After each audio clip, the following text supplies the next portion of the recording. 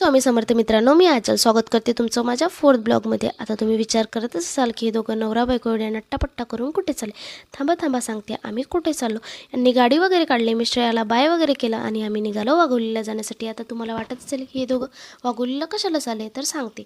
वाघोलीला माझी ताई असते, आम्हाला तिच्याकडे थोडं काम होतं, त्याच्यामुळे आम्ही वाघोलीला चाललो होतो। यांनी गाडीमध्ये पेट्रोल वगैरे भरलं आणि निघालो आणि वाघोलीला पोचलो। वाघोलीला पोचताच माझ्या लक्षात आलं ताई घरी नसेल, आम्हाला चावी हवी होती, त्याच्यामुळे ताईच्या हॉस्पिटलचं आलो, ताईजवळनं चाबी घेतली आणि निघालो। त्याच्यानंतर आम्ही सोसायटीमध्ये पोचलो। सोसायटीमध्ये पोचताच बघा हे यांचं असं काहीतरी चालू होतं की गाडी कुठे पार्क करू। त्यानंतर आम्ही ताईच्या घरी पोचलो आणि माझं लक्ष गेलं ह्या फिशपॉटकडे।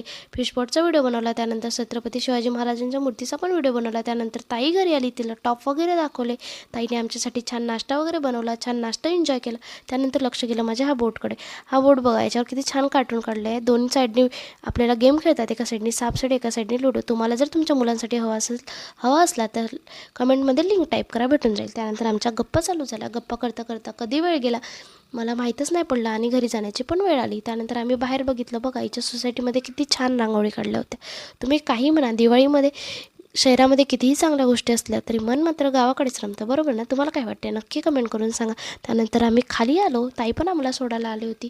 खाली आलो तर बघितलं की ते छान लहान मुलांचे कराटे क्लासेस घेणं चालू होते। ते बघत बघत आम्ही वाघोलीच्या बसस्टॉपवर जायला निघालो। आम्ही बसस्टॉपला पोचलो, तेवढ्यात तिथे बस पण लागलेली होती, बसमध्ये बसून घेतलं।